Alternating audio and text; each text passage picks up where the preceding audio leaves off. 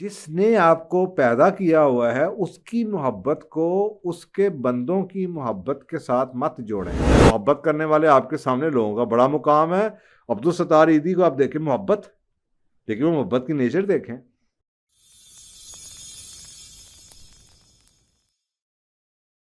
آپ کو بہت سی روایات، انگلش کے کوٹس، صوفی کوٹس اور بہت مٹیریل ملے گا کہ جی محبت جو ہے نا وہ الٹیمیٹ چیز ہے. وہ صاحب ذرا اس زمانے میں آج کل کی یہ جو محبت جسے ہم کہتے ہیں وہ محبت اور آج کی اس دن کی محبت میں محبت حقیقی جو ہوا کرتی تھی وہ بڑا فرق چیز تھی. وہ اکثر اوقات وہ لو کا ذکر آتا ہے. کئی کوٹس آپ کو صوفی کوٹس مل جائیں گے مسلمانوں کے بھی جو صوفی لیڈرز تھے. تو آپ ایک آج کے مائنڈ کو نا یہ لگتا ہے کہ شاید آج کل کی وہ محبت جو ہم جانتے ہیں، جو ڈراموں میں نظر آتی ہے، جو یونیورسٹیوں میں نظر آتی ہے، کالجوں میں، شاید اس کا ذکر ہو رہا ہے. لیکن وہ محبت اگر جہاں پہ کہا بھی گیا ہے وہ محبت ایک ہی محبت سمجھی جاتی تھی، اور وہ جو محبت تھی وہ اصل محبت، عشق حقیقی جسے آپ کہتے ہیں، جو رب کے ساتھ، اپنے کریٹر کے ساتھ آپ کو عشق ہوتا ہے. کئی کورس آپ کو ملیں گے جہاں پہ کہا گیا ہے کہ جی محبت ایک ایسی الٹیمیٹ آبجیکٹیو ہی محبت ہے. تو بالکل صحیح ہے، الٹیمیٹ آبجیکٹیو محبت ہے، درد دل کے واسطے پیدا کیا انسان کو. لیکن یہ محبت پھر وہی بات ہے کہ ایک شخص کی محبت نہیں ہے، انسانیت سے محبت ہے. لیکن جس نے آپ کو پیدا کیا ہوا ہے اس کی محبت کو اس کے بندوں کی محبت کے ساتھ مت جوڑیں. یعنی کہ جس رب نے آپ کو پیدا کیا ہے وہ رب ہی یہ حکم دیتا ہے کہ محبت کرو، لوگوں کے ساتھ پیار محبت سلوک کرو. اور میاں بیوی کے حقوق میں بھی، اور شادی بھی کہتے ہیں، رسول اللہ صلی اللہ علیہ وسلم نے فرمایا کہ تم شادی سے بہتر کوئی چیز نہیں، دو محبت کرنے والے شادی سے بہتر کوئی چیز نہیں ڈھونڈیں گے. میرے ساتھ بہتر محبت ہے تو سب سے بہتر سلوشن یہی ہے کہ آپ شادی کر لیں. تو یہ اس پہ تو کسی قسم کا ڈاؤٹ نہیں ہے محبت. لیکن آپ خود سوچیں کہ جو آپ کو یہ کہہ رہا ہے، جو ہستی آپ کو یہ کہہ رہی ہے کہ لوگوں سے محبت کرو، اگر یہ محبت لوگوں کی محبت اور اس کی محبت کے درمیان کانٹراڈکشن یا کانفلکٹ آ جائے پھر کیا کریں گے؟ اور یہ سوال میرا خیال ہے، میں اس کو اس طرح سے انٹرپریٹ کر رہا ہوں کہ جی اگر آپ مجھ سے پوچھیں محبت اہم ہے تو میں ضرور کہوں گا بہت اہم ہے، بہت اچھی ہے، بہت ٹاپ کا ایک اسپرچل انلائٹمنٹ بھی ہے. محبت کرنے والے آپ کے سامنے لوگوں کا بڑا مقام ہے. عبدالستار عیدی کو آپ دیکھیں محبت، لیکن وہ محبت کی نیچر دیکھیں. اسی طریقے سے آپ خود سوچیں کہ جی ایک طرف آپ کے وہ کہانیاں چل رہی ہیں اور آپ خود ہی اس کا جواب دے سکتے ہیں، لیلا مجنوں کی کہانیاں، ہیر رانجھے کی کہانیاں، رومیو جولیٹ کی کہانیاں، اور دوسری طرف آپ کو وہ محبت یہ نظر آ رہی ہے جو کہ انسانیت سے محبت کی. تو آپ کے دیکھ لیں وقت کے ساتھ ساتھ کون سی محبتیں یاد ہیں لوگوں کو، یہی یاد ہیں جو انسانیت سے محبت ہوگی. تو اس پہ تو کوئی کوسچن نہیں اٹھتا. اسی طریقے سے اگر آپ اصولوں کی بات کریں اور وہ اصول انسان کے بنائے ہوئے اصول نہ ہو، میری ذات کا اپنا اصول نہ ہو، کیونکہ ہم نے ایک پہلے پروگرام میں یہ ایگری کیا ہے کہ جو میری اپنی ذات کے ہیں وہ ویلیوز ہوں گی، اقدار ہوں گی، وہ میری پرسنل ویلیو، یا ہم اس کو کئی کتابوں میں اس کو پرسنل پرنسپلز بھی ہو سکتے. لیکن اگر میرے پرسنل پرنسپلز ڈیوائن پرنسپلز کی بیس پہ ہیں، اور مجھے 9th ہیبٹ کا پتا ہے، اور 9th ہیبٹ کہتی ہے کہ begin with the beginning in mind, اور مجھے پتا ہے میں اللہ سبحانہ تعالیٰ کی طرف سے اشرف المخلوقات ہوں اور میں اس کا نائب ہوں، تو پھر مجھے اس سوال کا جواب مل جانا چاہیے کہ اگر میرے پرنسپلز ڈیوائن یا لاز آف نیچر پہ ڈیپینڈ کر رہے ہیں اور وہیں سے آ رہے ہیں، ان کا سورس وہ ہے، اور اگر وہ محبت مجھے میری محبت کی آڑ میں آ جائیں سو کالڈ کہ مجھے کسی شخص کی محبت میں جھوٹ بولنا پڑ رہا ہے تو مجھے بولنا چاہیے، تو پھر سمپل سا آپ کے سامنے جواب ہے کہ جی پھر آپ کو پرنسپلز پہ سٹینڈز لینا چاہیے. بڑا اس کے اوپر لکھا گیا ہے. ڈاکٹر اسٹیون کووی کی بھی کتاب آئی تھی 7 ہیبٹس کے بعد, وہ پرنسپل سینٹرڈ لیڈرشپ کے حوالے سے. لیکن آج کے دور میں یہ باتیں عجیب لگتی ہیں, جہاں پہ سیاست ہو یا بزنس ہو یا کسی جگہ بھی ہو یا ایجوکیشن ہو یا میڈیسن ہو, پرنسپلس ختم ہو گئے ہیں. ہم لوگوں کی انڈرسٹینڈنگ ہی چینج ہو چکی ہے. اصولوں والے لوگ کون سے ہوتے تھے جو لوگ پرنسپل کا سٹینڈ لیا کرتے تھے؟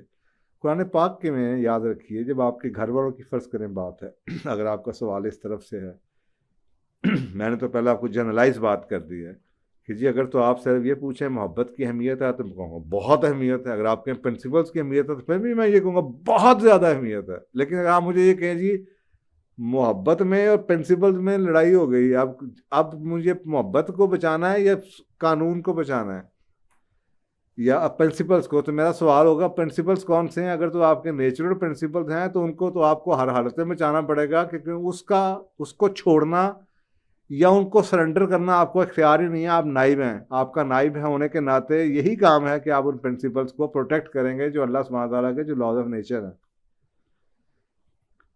تو یہ تو جنرلائزڈ بات ہوگی. اب سوال اگر فرض کریں آپ کا یہ ہے, کیونکہ سوال سے یہ کلیئر نہیں ہو رہا کہ محبت کون سی محبت کا ذکر کیا جا رہا ہے. اگر تو محبت آپ میاں بیوی کی محبت کی بات کر رہے ہیں, اولاد کی محبت کی بات کر رہے ہیں, اور قوانین ایک طرف, ایک باپ ہے اس کے کچھ قانون ہیں زندگی کے اور وہ قانون اس کے نہیں ہیں. اگر تو وہ قانون اس کے ہیں اور ان قانون کو وقتی طور پہ وہ پرنسپل رکھ بھی رہا ہے لیکن وقتی طور پہ خاموش ہو جاتا ہے تو اسے ہو جانا چاہیے. اس کی وجہ میں آپ کو بتا دیتا ہوں.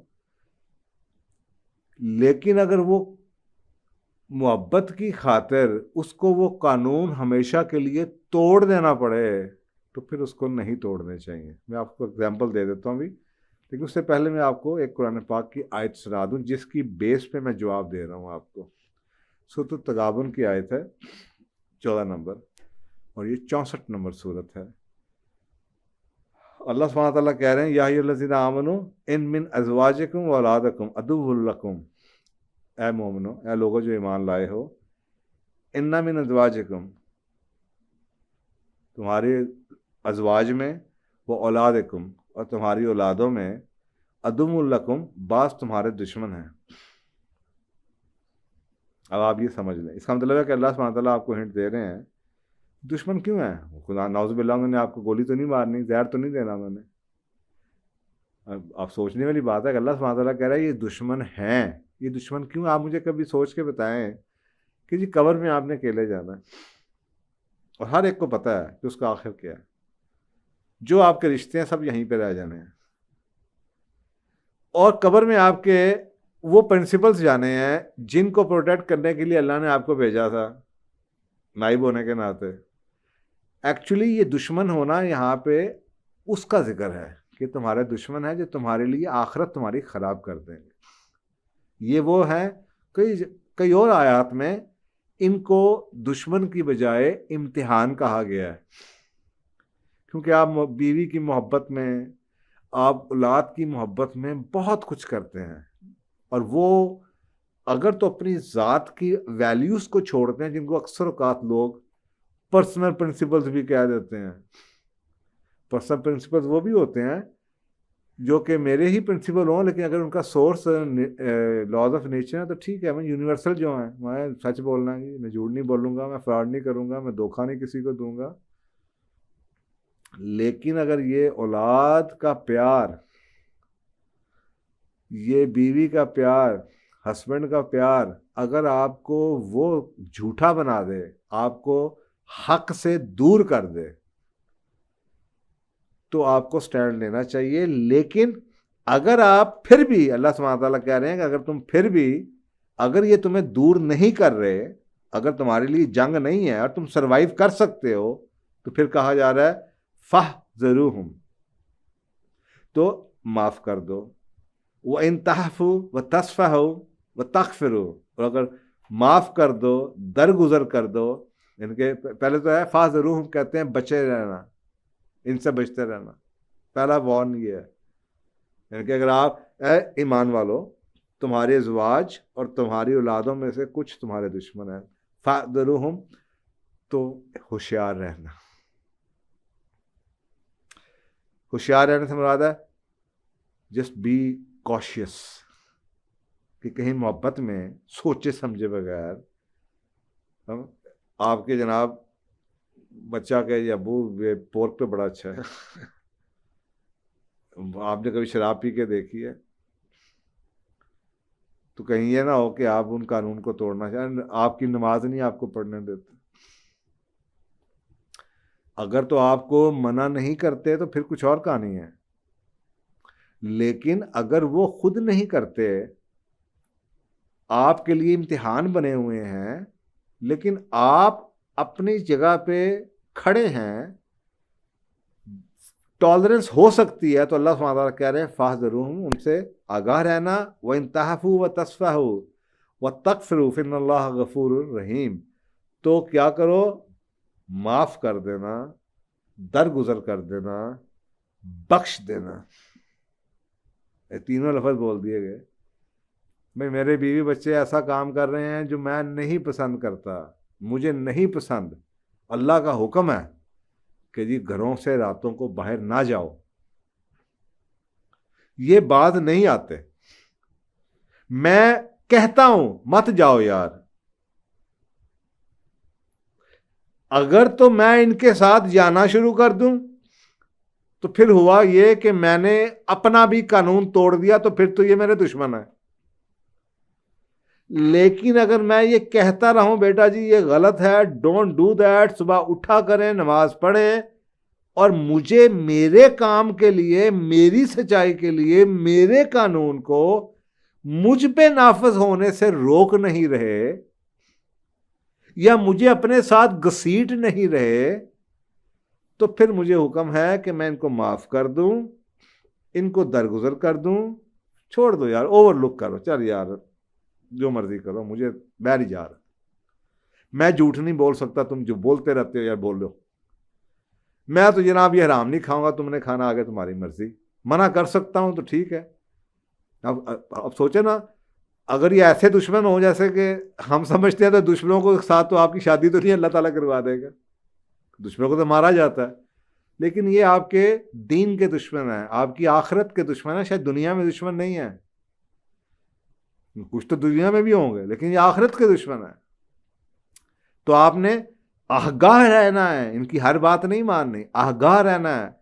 اور اگر آپ کے کام میں خلل نہیں ڈالتے تو معاف کرنا ہے، درگزر کرنا ہے، اوور لک کے چیز سے کہتے ہیں، اور بخش دینا ہے ان کو، چھوڑ دے، تغفروا، چھوڑو یار رہنے دو. فإن اللہ غفور الرحیم، تو خدا بھی بخشنے والا ہے. لیکن اگر آپ کو چننا پڑ جائے، آپ کو ایسی جگہ پہ پش کر دیا جائے کہ آپ کو مجبور کیا جائے کہ تم بھی یہ کام کرو گے، تم بھی جھوٹ بولو، تم جا کے کما کے لاؤ حرام، ہمیں نہیں پتا، تم بھی رشوت لیا کرو، تم بھی جناب یہ کرو، تم بھی. اب تو یہ حالت ہو چکی ہے نا کہ اب تو آپ کو فرمائشی لسٹ ہوتی ہے. ابھی نعوذ باللہ کچھ دن پہلے ایسی خبر سنی کہ میں ہل کے رہ گیا. یہ چند دن پرانی بات ہے کہ لاہور میں، اور یہ کیس آیا ہے، ہراسمنٹ کا کیس رجسٹر ہوا ہے اس کے اوپر. اور ہوا یہ کہ میاں صاحب کے کچھ دوست آئے ہوئے تھے گھر میں، اور بیوی کھانا شانا بنا کے شاید سرو کر رہی تھی، تو ان میں سے کسی دوست نے اس کی بیوی کا ہاتھ پکڑ لیا. تو بیوی نے خاوند کی طرف دیکھا ایسے کر کے، تو خاوند کا کچھ نہیں ہوتا، کچھ نہیں ہوتا. یہ ایگزیکٹلی یہی ورڈ میں نے اخبار میں پڑھے، خبر میں یہ ایگزیکٹلی یہی ورڈ تھے، اس نے کچھ نہیں ہوتا، کچھ نہیں ہوتا. اب یہ کیس جون سا ہے، یہ کیس معاف کرنے، درگزر کرنے اور بخشنے والا کیس نہیں ہے. یہ تم خود کچھ کر رہے تھے، ایک سیپریٹ بات ہے. اب یہاں پہ آپ دوسرے کو اکسا رہے ہیں کہ وہ بھی وہ کریں. تو یہاں پہ آپ کو اپنے پرنسپلس کو بچانا پڑے گا، کیونکہ اگر آپ پرنسپلس کو چھوڑ دیں، آپ مجھے بتائیں کہ ایسے شخص کے بارے میں آپ کیا کریں گے جو کسی کے کہنے، اور آپ یہ بھی سوال کا جواب دیں، آپ مجھے بتائیں آپ کسی شخص کی ایسے شخص کی عزت کر سکتے ہیں دل سے جب آپ رات کو آرام سے بیٹھے ہیں، جو کسی کے کہنے پہ جھوٹ بول دے، جو کسی کے کہنے پہ ماں کے کہنے پہ کچھ اور کر دے، بیوی کے کہنے پہ کچھ اور کر دے، دوست کے کہنے پہ کچھ اور کر دے، تو آپ کو لگے گا یار یہ کیا ہے؟ دل سے ایسے شخص کی کوئی بھی عزت نہیں کرتا۔ آپ کو اس وقت اچھا ضرور لگتا ہے کہ آپ کی بات مان لی، لیکن اگر آپ کی بات مان رہا ہے اس کا مطلب ہے یہ ویک کریکٹر، اس پہ انشاءاللہ کسی دن بات کریں گے، یہ گرڈ کیا بنتی ہے کریکٹر کی، کردار کی۔